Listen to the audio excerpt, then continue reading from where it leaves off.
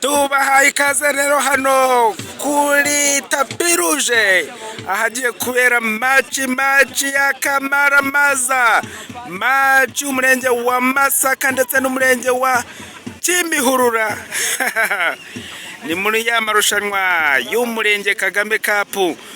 Murabona rero amakipe yombi yamaze kugera mu kibuga.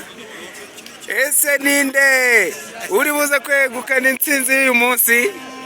Ngiyo Kimihurura irimo irishyushya, mu gihe Masaka yo iriho ikora eshifoma hariya ku ruhande.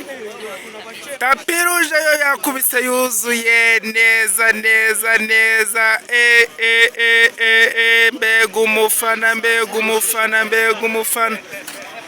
Mbega tubibutsa ko rero muri maci ibanza umurenge wa Masaka wari wabashije gutsinda umurenge wa Kimihurura ibitego 2-0.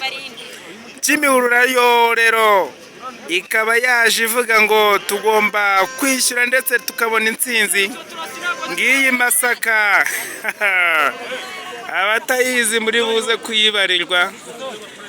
Nababwira ni muntu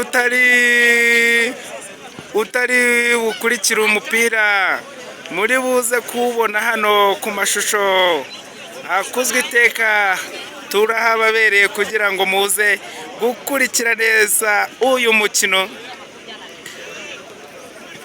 Amakipe yombi arimo arishyushya, mu kanya ruraba rwambikana rero hagati ya Masaka na Kimihurura.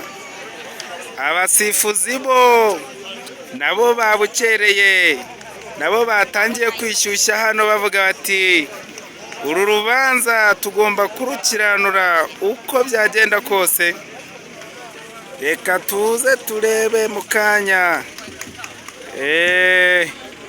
Ngaya amakipe yombi, ngayo ngiyo Masaka rwose, ngiyo Kimihurura. Abafana bo stade yakubise murababona. Abamatari impande n'impande murabona. Yes.